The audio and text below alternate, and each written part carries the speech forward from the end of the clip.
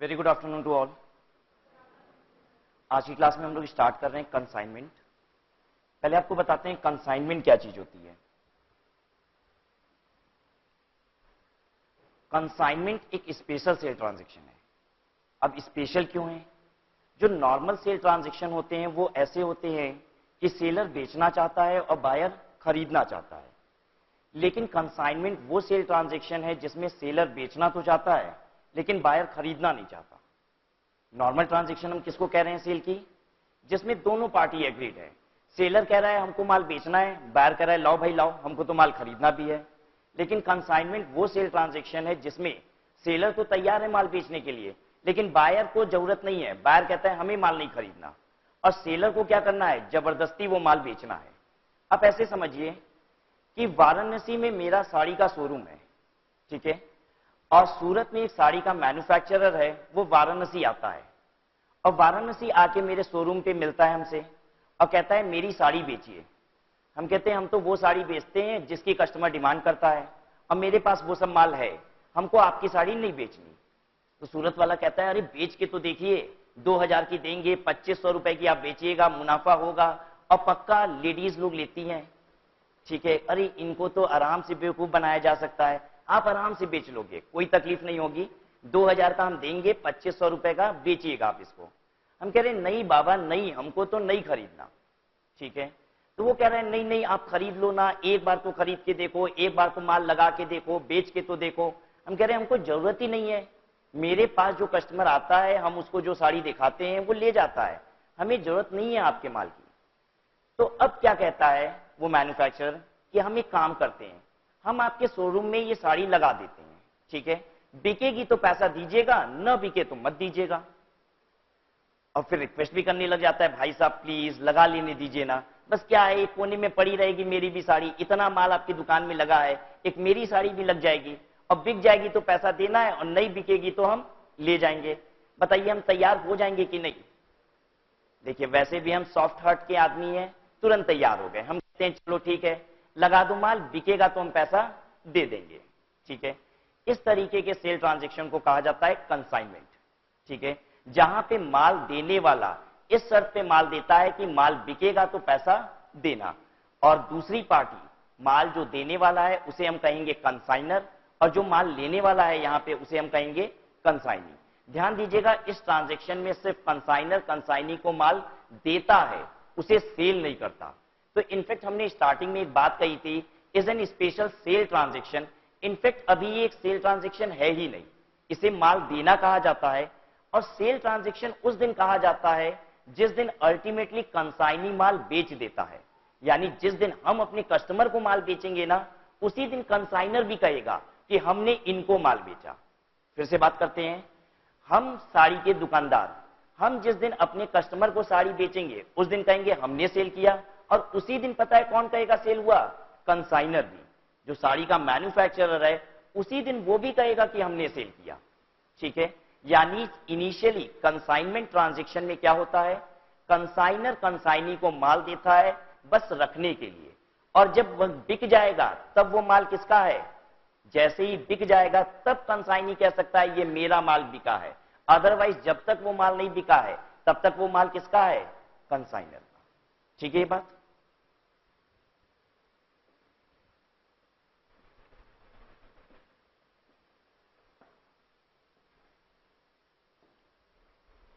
जितनी बातें आपको रेलेवेंट लगती जाएंगी आप उसे नोट भी करते जाओगे, ठीक है। अब मेरे हिसाब से तो सारी बातें रेलेवेंट होती हैं, इररेलेवेंट बात तो हम आपसे करते नहीं है, ठीक है। कंसाइनमेंट एक स्पेशल सेल ट्रांजैक्शन है। स्पेशल सेल ट्रांजैक्शन की बात हो चुकी है। दूसरी बात, possession of goods are transferred but not owner. यहां पे पोजेशन ट्रांसफर होता है,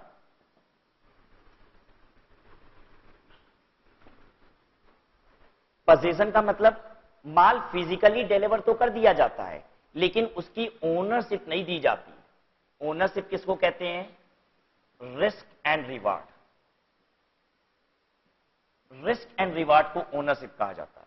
मतलब अगर किसी चीज से रिलेटेड सारे रिस्क मेरे मतलब सारे नुकसान मेरे, और उस चीज से रिलेटेड सारे फायदे भी मेरे, तो पता है क्या कहलाता है, हम उसके ओनर हैं। अगर मेरी कोई चीज है, वो कोई नुकसान हो जाए उससे, तो नुकसान किसका, मेरा। अगर उससे कोई फायदा हो जाए तो फायदा भी किसका, मेरा। अगर किसी इंसान के पास किसी भी चीज से रिलेटेड रिस्क और रिवार्ड दोनों होता है तो उसे कहा जाता है ओनर होना। ठीक है, अब ध्यान दीजिएगा, जब वो साड़ी मेरी दुकान पे टांग रहा था ना, तो पता है हमने उससे क्या कहा, हमने कहा कि देखो बारिश होती है, और जब बारिश होती है ना तो छींटे पड़ते हैं, और जब छींटे पड़ते हैं ना तो बाहर जितनी साड़ियां टंगी होती है वो गंदी भी हो जाती है। अगर गंदी हो गई आपकी साड़ी तो हम लायबल नहीं है। पता है हम लायबल हो जाते अगर हम ओनर होते। साड़ी का ओनर अभी भी कौन है, कंसाइनर। यही हम कह रहे हैं, उसने माल फिजिकली तो हमको डिलीवर कर दिया, लेकिन उसने ओनरशिप हमको नहीं दी है, क्योंकि ओनरशिप हमको लेनी भी नहीं है। हमने माल खरीदा नहीं है, हमने तो कहा है तुम्हारा माल बिकेगा तो बेच देंगे, और नहीं बिकेगा तो तुम्हारा माल है, तुम वापस उसको ले जाना। ठीक है ये बात। इनफेक्ट होता भी क्या है हम आपको बताएं, ये जो कंसाइनर है जिसने माल दिया है, उसकी जब ईयर एंड पे बैलेंस शीट बनती है तो उस बैलेंस शीट में वो अपना क्लोजिंग स्टॉक दिखाता है। अब क्लोजिंग स्टॉक पता है कैसे लिखता है, वो लिखता है इन गोडाउन इतना, उसके बाद लिखता है विथ कंसाइनी, कंसाइनी इतना, और कुल मिला के मेरा क्लोजिंग स्टॉक इतना। हम कहना ये चाहते हैं कि अगर कंसाइनर ने कंसाइनी को माल दिया और कंसाइनी ने वो माल नहीं बेचा, तो वो कंसाइनी के पास से माल जो नहीं बिका हुआ है वो कौन दिखाता है, कंसाइनर अपनी बुक्स में दिखाता है। कंसाइनर कहेगा मेरे गोडाउन में इतना माल है और इतना माल कंसाइनी के पास है। ये सब कुछ किसका माल, कंसाइनर का। क्लियर है आपको।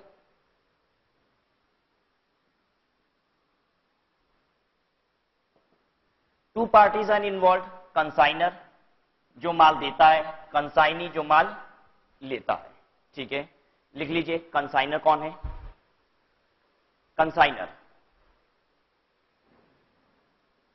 वन हु सेंड्स गुड्स, जो माल भेजता है। कंसाइनी कौन है, कंसाइनी को हम एजेंट भी कहते हैं।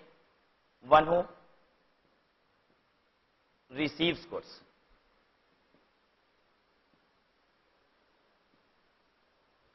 किस लिए माल रिसीव किया है, रिसीव्स गुड्स टू सेल, माल बेचने के लिए।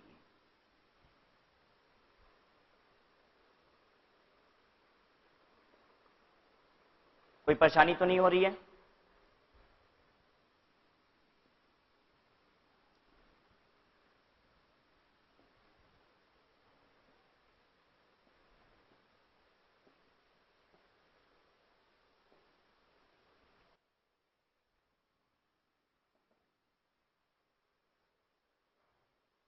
कंसाइनर कंसाइनी को माल देता है और फर्दर कंसाइनी किसको माल बेचता है, कस्टमर को। कंसाइनर कंसाइनी को माल देता है और कंसाइनी फर्दर उस माल को बेचता है कस्टमर को। कंसाइनर कंसाइनी को जिस रेट पे माल देता है, कंसाइनर कंसाइनी को जिस रेट पे माल देता है उसे हम क्या बोलते हैं, इनवॉइस प्राइस। उसे हम बोलते हैं इनवॉइस प्राइस। कंसाइनी जिस रेट पे कस्टमर को माल देता है उसे हम क्या बोलते हैं, सेल वैल्यू। तो ये सब टर्म आपको याद रखने पड़ेंगे। अगर हमें कंसाइनमेंट की अकाउंटिंग सीखनी है तो पहले हम कंसाइनमेंट से रिलेटेड सारे टर्म को सीख रहे हैं। तो कंसाइनर जिस रेट पे माल कंसाइनी को देगा वो इनवॉइस प्राइस कहलाएगा, और कंसाइनी जिस रेट पे माल कस्टमर को बेचेगा उसे सेल वैल्यू कहेंगे। ठीक है, इनवॉइस प्राइस कौन सी प्राइस होती है, इनवॉइस प्राइस कौन सी प्राइस होती है। इनवॉइस प्राइस कॉस्ट भी हो सकती है और अबव कॉस्ट भी हो सकती है। मतलब कभी कभी कंसाइनर क्या बोलता है कंसाइनी को, देखो ये 100 रुपए का माल है, ये देखो ये 100 रुपए का माल है, इसको बेचो तुम, और अगर तुम इसको 100 रुपए के ऊपर बेच दोगे, मान लो 120 रुपए का बेच दोगे, तो 120 रुपए पे हम तुमको कुछ कमीशन दे देंगे। क्लियर बात आपको। कभी कभी कंसाइनर कंसाइनी को उस एक्चुअल अपनी कीमत बता देता है कि हमें कितने रेट का पड़ा है ये माल, चलो हम लोग मिलके इसको बेचते हैं आगे, और जितना बेचोगे उस पर हम आपको कमीशन दे देंगे। ठीक है, तो कंसाइनर कंसाइनी को कभी कभी माल कॉस्ट पे भेज रहा होगा और एट टाइम्स अबव कॉस्ट भेजता है। ठीक है, कंसाइनी कस्टमर को किस रेट पे बेचता है? वो इनवॉइस प्राइस पे भी बेच सकता है और अबव इनवॉइस प्राइस पे भी। अगर इनवॉइस प्राइस पे बेच रहा होगा तो पता है कब इनवॉइस प्राइस पे बेच रहा होगा?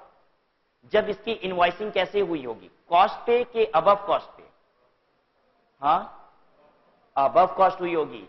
100 रुपए के माल को कंसाइनर ने कंसाइनी को 120 में दिया होगा, तब कंसाइनी से कहा होगा चलो जिस रेट में हम आपको इनवॉइस किए ना इसी में बेच देना। क्या अगर कंसाइनर कंसाइनी को 100 रुपए का माल 100 रुपए में देगा तो कंसाइनी से कहेगा चलो आगे भी इसको 100 में ही बेच देना और हमसे कमीशन भी ले लेना? नहीं, पता है कंसाइनर कंसाइनी को माल कॉस्ट पे भी दे सकता है और अबव कॉस्ट भी दे सकता है, लेकिन कंसाइनी इनवॉइस प्राइस पे उसे तभी बेचता है जब कंसाइनर ने कंसाइनी को माल किस पे बेचा है? Above cost. ठीक है, यानी इनवॉइस प्राइस पे कब होता है, ये बात यहां लिखिए, when invoice price is above cost.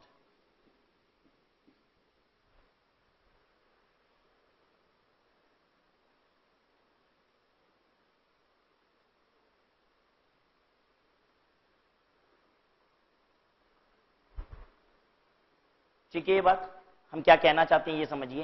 Consignor को माल 100 रुपए का पड़ता है, तो कंसाइनर ऐसा भी कर सकता है कि कंसाइनी को 100 में दे दे और या फिर कितने में दे दे, उससे कुछ महंगे में दे दे, 120 में दे दे। ठीक है, फर्दर कंसाइनी कस्टमर को माल बेचता है, वो किस पे बेच सकता है? जितने में उसको पड़ा है उतने में बेच सकता है इनवॉइस प्राइस पे, या उससे अधिक पे भी। उतने में ही बेचने वाली बात लेकिन तभी लागू होती है जब इसने ऑलरेडी प्रॉफिट जोड़ रखा है। 100 का माल इसने इसको 100 का दिया तो अब ये भी आगे 100 का ही नहीं दे देगा। ठीक है, तो फायदा कहां होगा? ठीक है, तो अगर मान लीजिए इसने 100 का माल इसको 120 का दिया है तो फर्दर ये कितने का दे सकता है? 120 का भी। ठीक है, हाँ, 100 का माल इसने 120 का दिया, हो सकता है ये 120 के माल को अब कितने का दे रहा हो? 150 का, ऐसा हो सकता है। ठीक है बात। और अगर 100 का माल है तो निश्चित है वो या तो 120 का दिया होगा और या फिर 150 रुपए का दे रहा होगा। वो 100 का माल 100 में नहीं दे रहा होगा, कुछ प्रॉफिट जोड़ के ही दे रहा होगा। ठीक है, कंसाइनर कंसाइनी को इनवॉइस नहीं देता, कंसाइनर कंसाइनी को इनवॉइस प्राइस पे माल देता है, लेकिन एक कागज पे लिख के देता है कि हमने आपको क्या माल दिया है। जिस कागज पे वो लिख के देता है उसे इनवॉइस नहीं कहते, उसे इनवॉइस प्रोफोर्मा कहते हैं। ठीक है, क्या कहते हैं इसे? Proforma invoice.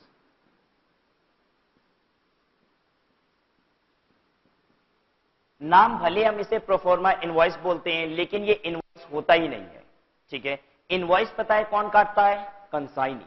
कंसाइनी जब कस्टमर को माल बेचता है तब ये इनवॉइस देता है इसे। इनवॉइस तो समझते हो ना आप? इनवॉइस का मतलब बिल की बात कर रहे हैं।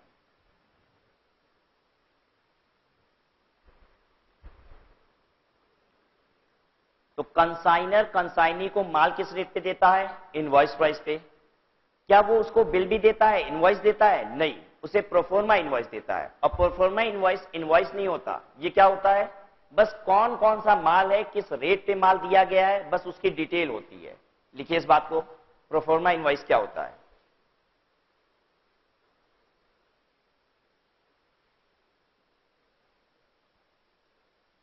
Proforma invoice is not an invoice.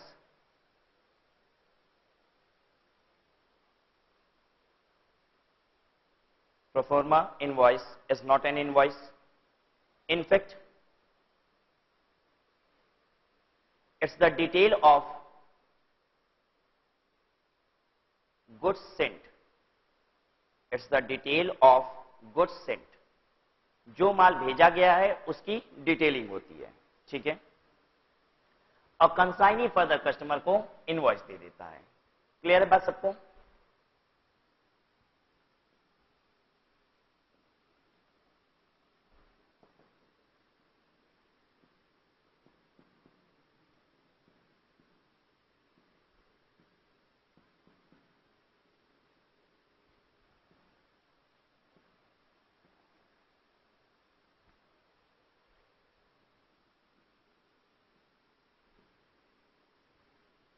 100 रुपए का माल था, कंसाइनी को 120 रुपए का दिया गया और कंसाइनी ने फर्दर इसे कस्टमर को सेल कर दिया फॉर रुपी 150। ठीक है, 100 रुपए से जो 120 रुपए का डिफरेंस है, इसको कहा जाता है लोडिंग।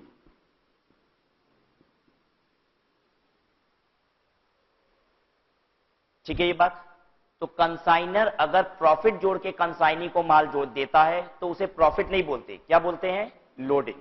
ठीक है, प्रॉफिट तो तब आएगा जब माल बिकेगा। अगर कंसाइनर ने कंसाइनी की दुकान पे साड़ी टांग दी, ठीक है, और साड़ी बिकी नहीं तो प्रॉफिट आएगा थोड़ी ना। प्रॉफिट तो उसे कहते हैं जो रियलाइज होता है। ठीक है, तो अगर इसने इनवॉइस 100 रुपए के रिस्पेक्ट में 120 रुपए की करता है तो 20 रुपए लोडिंग पोर्शन कहलाता है। 100 रुपए का माल अल्टीमेटली 150 का बिकता है तो पता है ये 50 रुपए क्या कहलाता है? प्रॉफिट।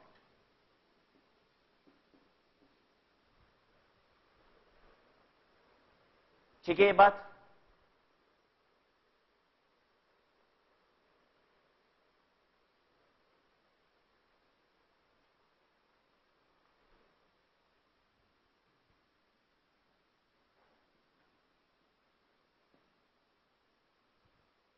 हो गया सबका ये?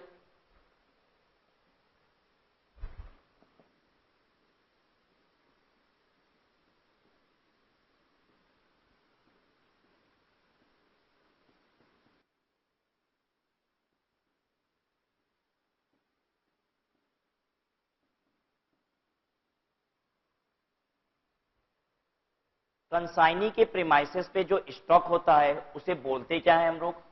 उसे बोला जाता है कंसाइनमेंट स्टॉक।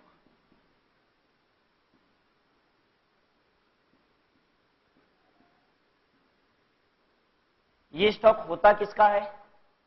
कंसाइनी का होता है कि कंसाइनर का होता है? कंसाइनर का। This is stock of consignor.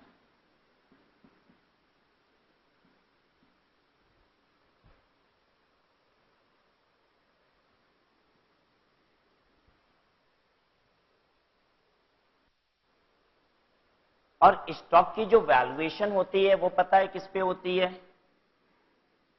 Valuation at cost.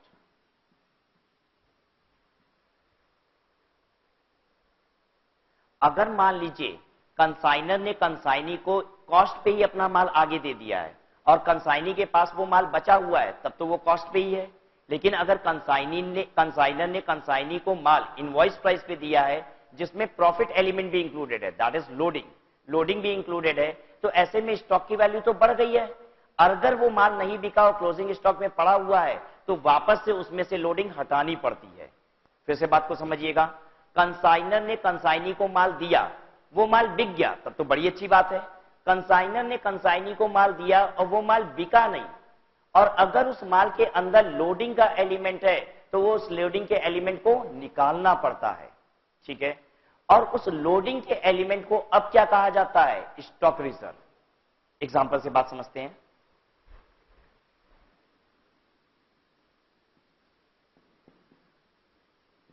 Consignor ने कंसाइनी को माल दिया, 100 रुपए का माल था, इसको दिया 120 रुपए का। ठीक है,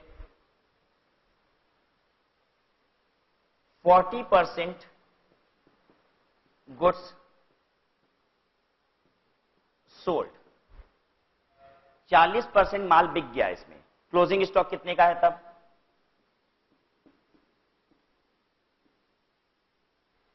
कंसाइनर ने 100 रुपए का माल किसको दिया? 120 रुपए का कंसाइनी को। कंसाइनी ने 40% माल बेच दिया तो क्लोजिंग स्टॉक की वैल्यू कितनी आ गई? क्लोजिंग स्टॉक की वैल्यू कितनी? क्लोजिंग स्टॉक की वैल्यू एट इनवॉइस प्राइस अगर हम बात करें,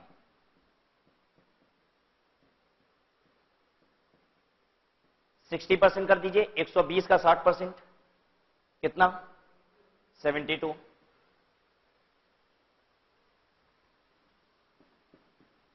क्लोजिंग स्टॉक, लेकिन क्लोजिंग स्टॉक की वैल्यूएशन ये क्लोजिंग स्टॉक पता है कौन लिखेगा? कंसाइनर अपने स्टॉक में लिखेगा, और जब ये लिखेगा तो 72 रुपए का नहीं लिखेगा, इसके हिसाब से जितनी कॉस्ट है वो लिखेगा। और बताइए 100 रुपए में से 40% माल कंसाइनी ने बेच दिया है, 60% माल बचा है, तो कंसाइनर का कितना माल बचा है? सिर्फ 60 रुपए का माल बचा है। तो क्लोजिंग स्टॉक एट कॉस्ट ये कितना है? 60 रुपीज। और ये जो 12 रुपए का डिफरेंस होता है इसको बोला जाता है स्टॉक रिजर्व।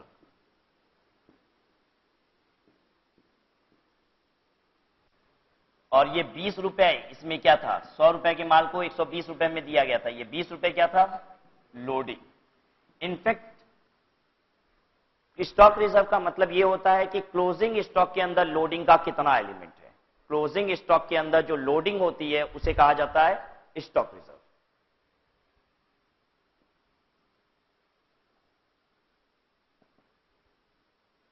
स्टॉक रिजर्व का मतलब लोडिंग इन क्लोजिंग स्टॉक।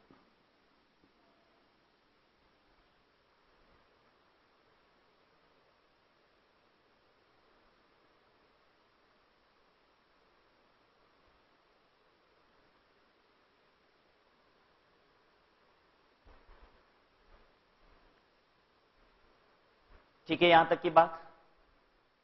एक बार हम इतनी बात को रिपीट करते हैं। देखिए आपने क्या क्या देखा।